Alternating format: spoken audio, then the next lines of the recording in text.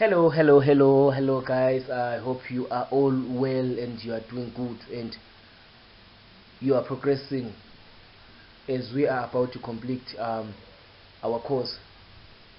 So if there is anyone who is having something that he or she doesn't understand, um, we'll give the time as soon as the course is about to end, whereby we'll have a one-on-one and you guys will be sending your questions to me so that I answer them, so that you have a clear understanding of the topic. So this week we will be looking at week 5, that's culture and heritage as a product. So let's first look at the introduction. Cultural and heritage products make trip unique and memorable for tourists. They provide the word of mouth stories that bring return guests, and they can draw an ever widening range of diverse population into the tourism industry. They are also a key way for companies to diversify their products and stimulate the local economy. So as we are looking at culture and heritage as products, we see that they make a trip unique and they make these trips memorable to the tourists, so that the tourists can have that hunger to come back after some times, as they have enjoyed their trip. So the product is supposed to be a product that is unique, a product that is supposed to be memorable, a product that is supposed not to be forgotten, a product that is supposed to please and meet the expectations of the tourists. So they also play a great role to those companies. They help to diversify their product and stimulate the local economy.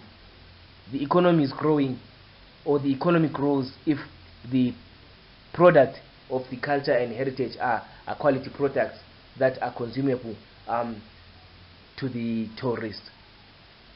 There is a vast amount that established tourism business can do to help local cultural products and businesses thrive, such as developing an archaeological excursion for guests in partnership with local residents, supporting a local dance festival, providing business and marketing advice to a music business, training local guides as specialists in local history and environment, or integrating local crafts into hotel furnishings. So this is what an established business in tourism can do to try to promote the cultural products, as well as the heritage products. So this is what they can do. They can support the local dances, so that they become a good quality. They can provide business and marketing advices to a musical business, so that it improves as well as covers much ground. It can also help the locals by training them to become the specialists in local history and environments, or integrate local crafts into hotel furnishings. So this is what these businesses should do. They should train the local people so that they become guides of these heritage resources, or the cultural resources. It becomes a quality product if the owners, or I may say if the local custodians, are the ones who are guiding the tourists around the area, around the heritage or cultural resource, because they are actually the owners of those resources, and they take pride in doing so, thereby promoting the quality of the cultural or heritage product of their place. So they can also use the local crafts, like the statues, wood carvings, all those sort of things that can be used to furnish the hotels, to furnish the lounges, to furnish entertainment places, even just for exhibition on open air. So this will promote the product and make a product strong. Cultural tourism is motivated by tourist interest in historical, artistic, scientific, or heritage offering by a community, region, group, or institution. Tourists have needs and wants to learn other cultures, get a unique touristic experience from cultural tourism, and those products can be shaped to satisfy the needs and the wants of the consumers. So when we see tourists coming to a certain place, when we see tourists coming to a certain heritage or cultural resource, they are actually coming there because of its features, because of its historical, artistic, or scientific qualities that it offers to them. So they come there to experience those things. Tourists need to get their expectations met. They've got their needs, they've got their wants when they come to a certain cultural or natural heritage resource. They come there to experience the cultures, they come there to experience the products. So the products have to be tailor-made to meet the needs and the wants of these tourists, because if they do not meet the needs of the tourists, they won't come back again, and the tourism industry won't grow, it won't boom, because it's not compatible with their needs, because the product is not compatible with what they expect. So it is very important that heritage management specialists, as well as all the responsible stakeholders, they have to make sure that the products that are being offered by the heritage resources, they have to meet the needs and the expectations as well as the wants of the tourists. But in doing so, they have to bear in mind that they do not cause some harm to the heritage resource, because sometimes when we concentrate on meeting the needs and meeting the wants of the tourists, we end up causing some damages to the cultural resources, thereby compromising the rights of the next generations. So they have to make sure that they exercise this that we've been talking about, the sustainable tourism. The tourism supposed to be sustainable, so that the heritage is protected.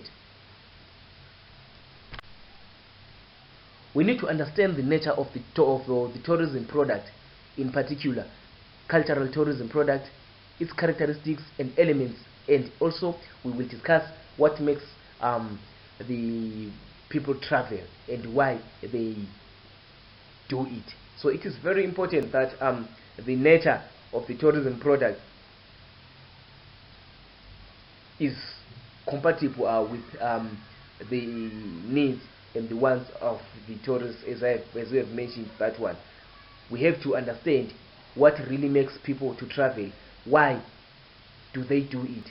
Because if we do not capture those questions, it is very difficult to tailor-make our products to meet the needs of the tourists. A tourism destination that thrives on local culture, on local cultural products, will open up many opportunities for local people and economic growth.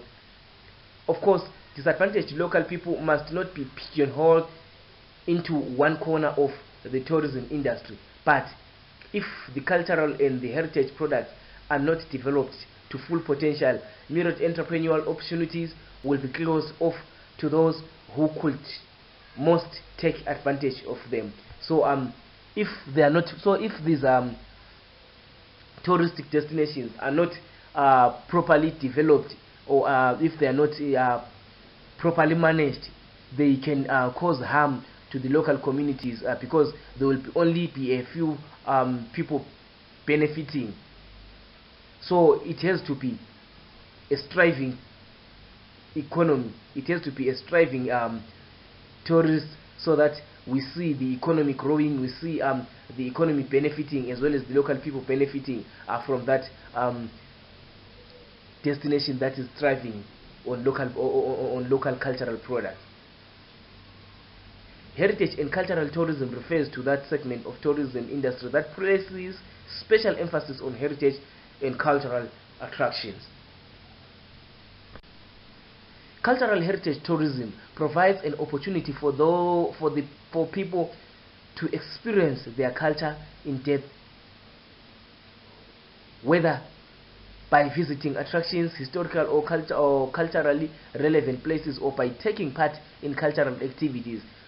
Tourists who are interested in cultural heritage generally want to learn something about the beliefs and the practices and the struggles and the successes that shaped the shared identity of a people. According to the marketing, or let me explain this first point that I've read so far. When tourists come to these places, they are coming to experience, to share the cultures. They're coming to experience the challenges that certain community has gone through. They are coming to experience the struggles that they've gone through, the beliefs, so that, because it is very difficult to understand a certain community when you did not study their cultures, when you did not study their challenges that they've gone through. So it is very important that we make the product enjoyable, we make the product consumable to these tourists. In the same sense, you see that there is an exchange of products during this process. So if the local communities get to understand more about the cultures, about the struggles as well, about the successes of that particular group of tourists that have visited them. So there is actually sharing of ideas. There is some sort of trading there.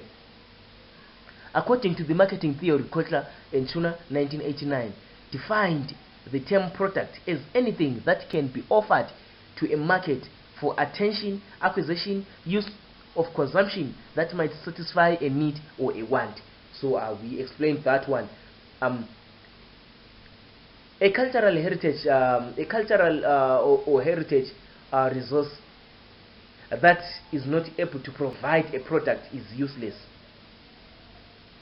It's not useful to the tourists, because when tourists come, they are coming to consume the product. The product has to be quality product that is consumable, so that the tourists can keep coming time and again. But if they come, if the tourists come to a cultural resource that does not have a product, that is not able to provide the quality product that can be consumed to a satisfying way, or that is able to meet the needs. Because when someone actually leaves his or her country, he has got the needs that he wants to meet at that particular point. So the cultural resources has to produce the products that meet those needs. A cultural resource can be defined as any cultural feature, tangible, material, or intangible, non-material, available within a country, region, or area, which makes a positive contribution to cultural tourism. That is according to Levanovic 2008. In other words, cultural tourism resources include any cultural or natural factors that could give tourists an incentive to take cultural tourism activities. So a cultural resource is actually the resource of the product. It gives out a product, it dispenses some products to the tourists. So the tourists are coming there to benefit, the tourists are coming there to get the product. So just for example, if someone decides to enter just a general shop with that do not provide quality products, that do not provide quality goods, that person will just buy there once. But if the person maybe decide to go again to a different shop that produces, for example, you go to Woolworths, you get quality products, you get organic food. You will see that next time you'll decide to go back again to Woolworths because you found the quality product. You won't go again to that general shop where you got poor quality products. So tourism industry is like that. In fact, a heritage resource has to produce quality products so that the clients can keep coming time and again because of its unique or quality products that it produces or that it gives to the tourists. Now let us look at cultural tourism product. Cultural tourism encompasses the unique features of a place which reflects its culture, historic or environment, and by experiential nature promote the rich tapestry of cultural traditions, ethnic backgrounds, and landscapes. That's according to Copley and Robinson, 1996. A cultural artist is not a cultural tourism product unless it transforms itself into a product that could be consumed by tourists. But cultural tourism product must involve the cultural values through the transformation processes.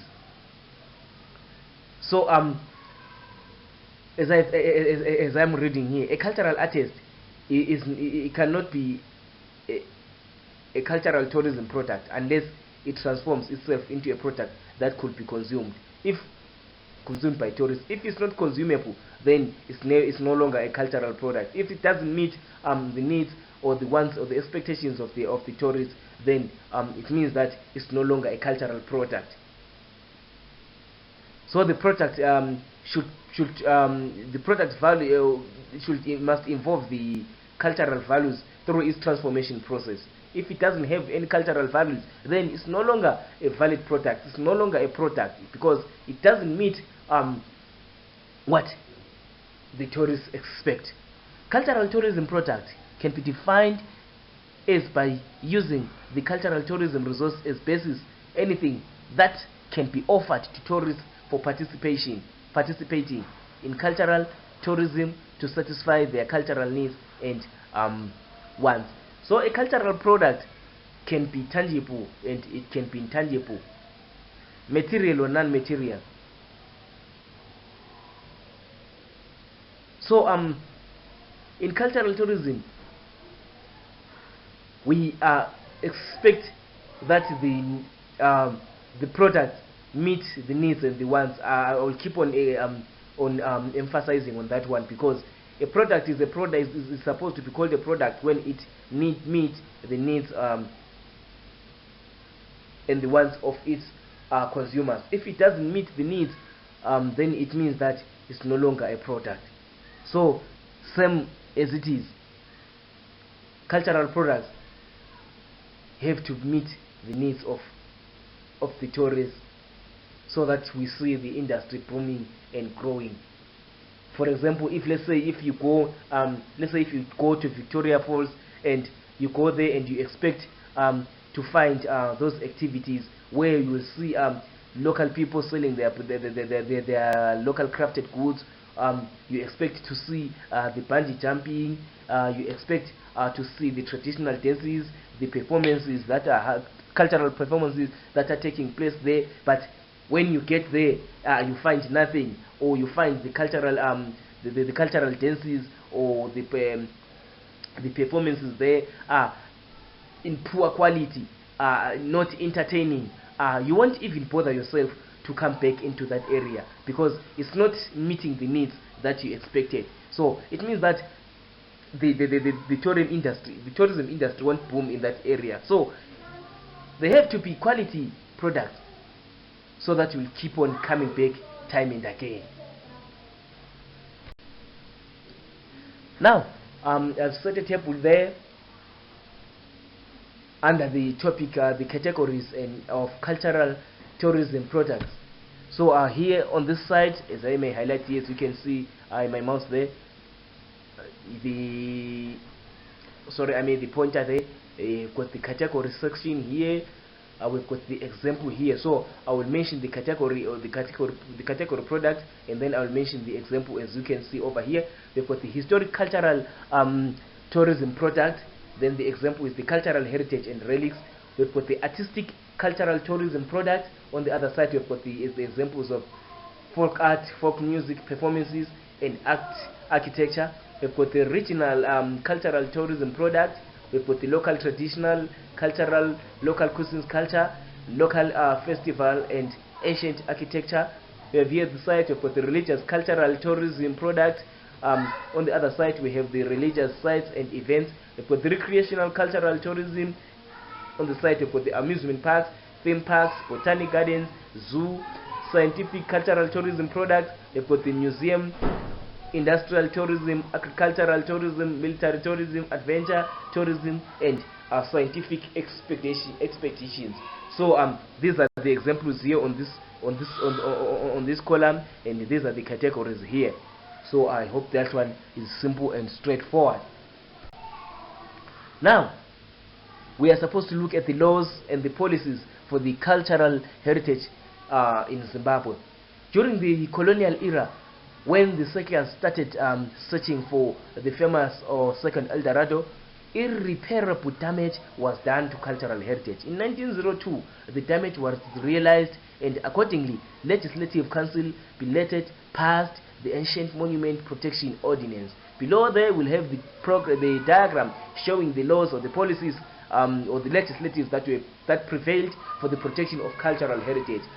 So during this time, when the settlers entered Africa, you'll see that in most African countries they lost their heritage due to the search of the second El Dorado. We say whereby the elite, whereby the settlers were collecting heritage, cultural heritage products for their personal benefits, whereby most structures were destroyed in search of quite a number of things, whereby we have in most places we have some places whereby mines were set up on cultural heritage resources where the heritage has been destroyed. So this was a time whereby the heritage faced some damages and it became irreparable. So in 1902, there were some laws that the Legislative Council that passed, which is the Ancient Monument Protection Ordinance. So let's scroll down to the other page where we look at those legislatives that were passed.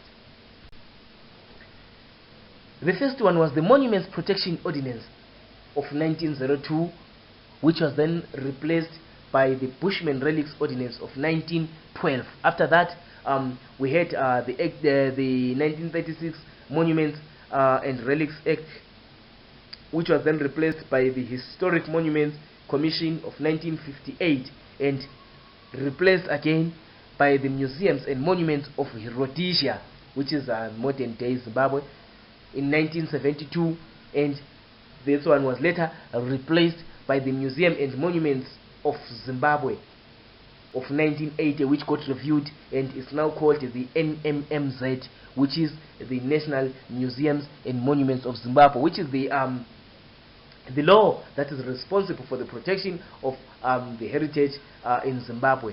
So that is the act that is protecting the cultural heritage, is protecting the heritage places, historical buildings, and all sorts of heritage that we may think of. Now let's look at the Zimbabwe Zimbabwe Tourism Act.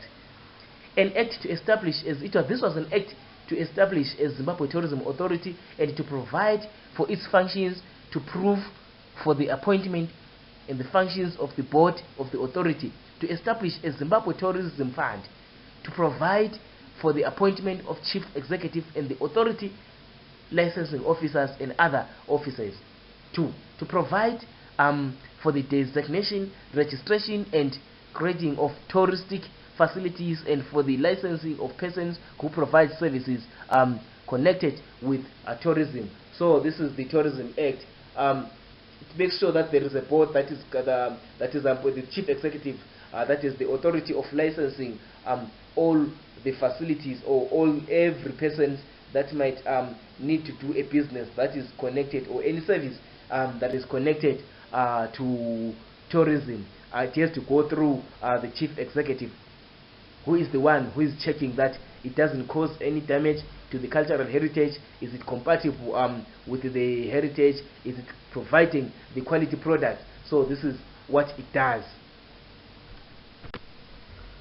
So the functions of the authority are to promote Zimbabwe as a destination for tourists and promote the tourism industry in overseas, regional and domestic markets. So this one is making sure that the tourism industry in Zimbabwe, destination in Zimbabwe, is promoted to overseas markets, to regional markets. So it means that Zimbabwe so far, they are actually averagely doing in terms of promoting heritage, but it's only biased to a few sites there, which is the Victoria Falls World Heritage Site. We've got the Great Zimbabwe there. We've got quite a number of sites that actually needs to be marketed, that can draw quite a big number of tourists if it's properly done. The second one is to develop marketing skills and initiatives with the tourism industry, to promote high standards in the tourist industry through the establishment of standards, training and human resource development, to register and create designated tourist facilities. So it is this authority, or this board, that is responsible to create designated touristic facilities. For example, that bungee jumping, they are the ones that made sure that it's safe, that made sure that it's actually good for the tourists. Fourthly, to promote the development of tourist facilities. Make sure that those places, those facilities are developed, being implemented and reviewed time and again. To undertake planning for tourism industry, including the conduct of market research and the development of tourist database. To promote awareness in Zimbabwe of the benefits of tourism. To provide consultancy and advisory services in relation to tourism. To investigate and make recommendations to the Minister of any matter affecting tourism and the administration of this act. So if this authority is not realizing that the tourism at a certain place is not sustainable, it means that the heritage places will soon be degraded, they will soon vanish. So it is their mandate and their role to make sure that all these issues, or all these things that are damaging, or any effects, the side effects instead, that are affecting tourism, they are dealt with and rectified. So that's the role of the authority. Then for the national education towards improving customer services to visitors.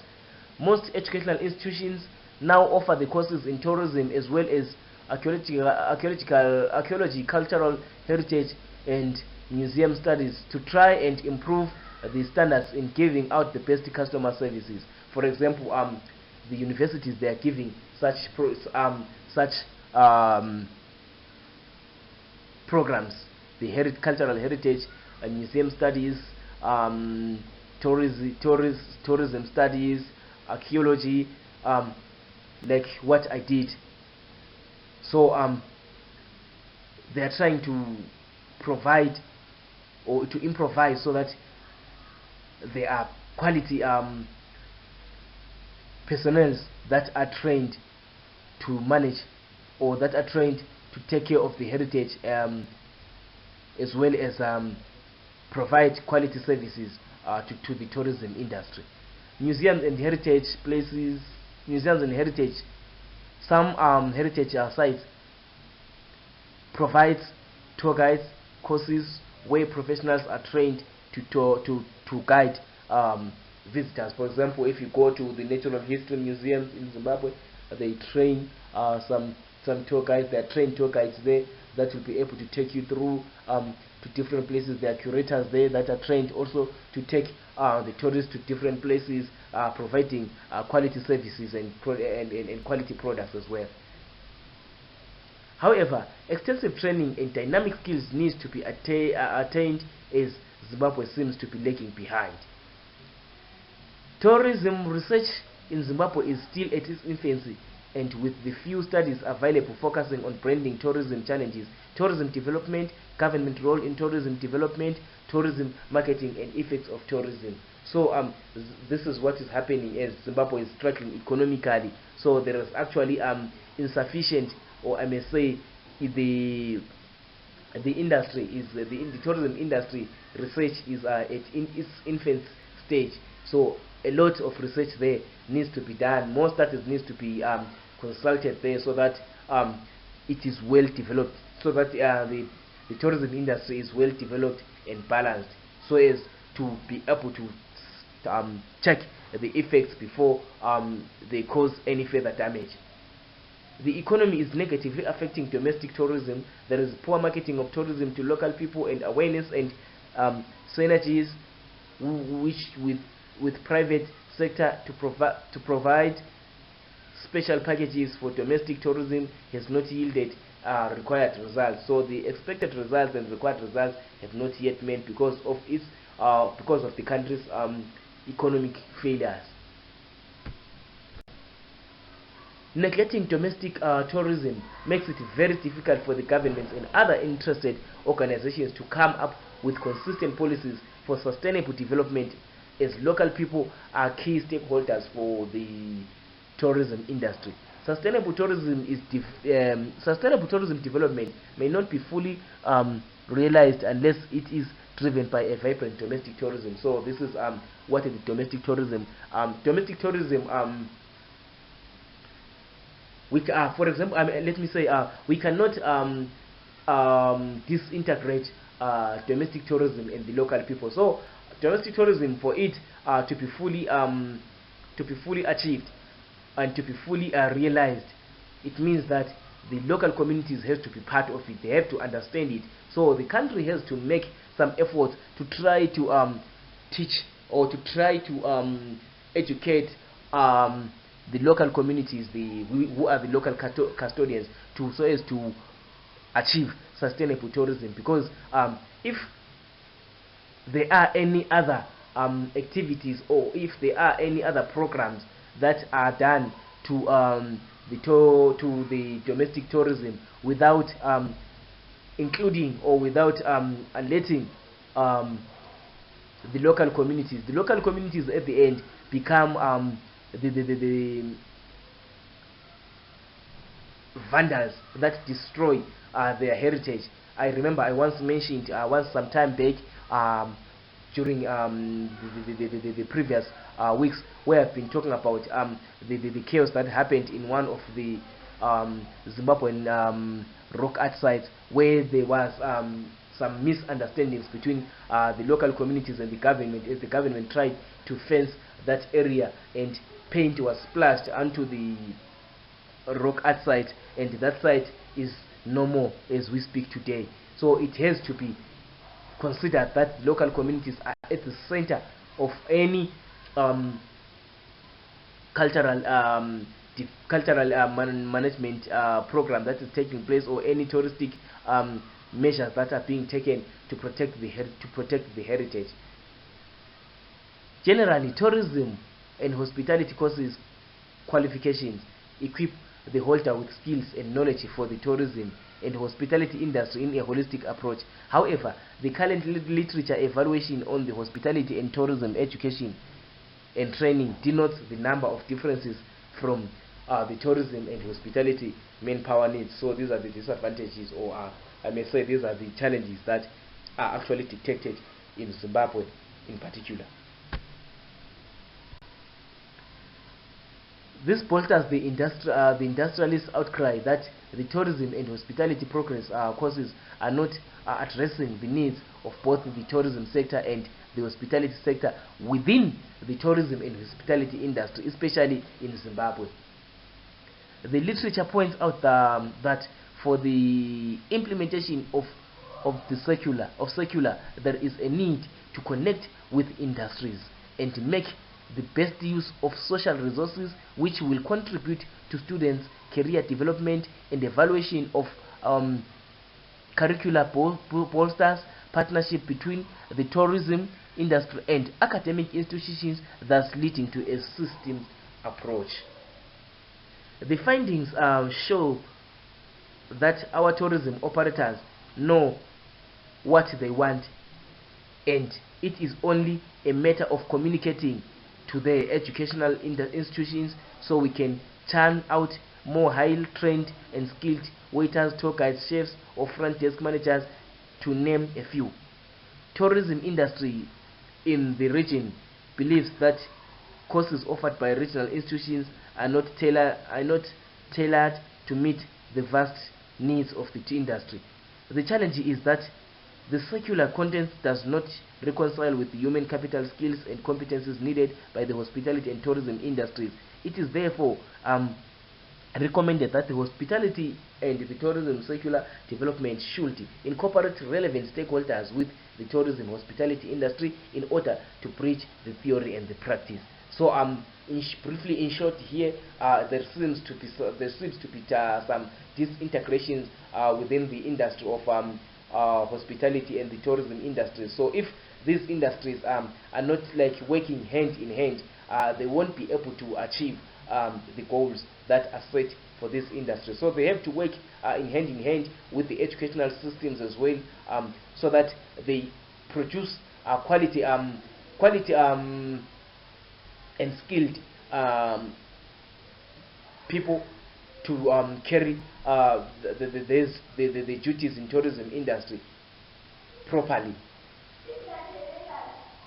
So all in all, this is what it has to happen. As I think, to conclude it, as we have mentioned, that we are looking at the culture and heritage as products. So as I have mentioned, that a product is not a product if it's not meeting the needs of its consumers. So the product has to be quality, the product has to be original, the product has to be authentic. So it is very important that always when we think about the cultural heritage products, we have to make sure that all the cultural resources, they are able to produce the products that will be able to draw the attention of the tourists, those products that will be able to meet the needs of the tourists. Thank you. I hope we all understanding. Let's meet again on the next lecture. Thank you.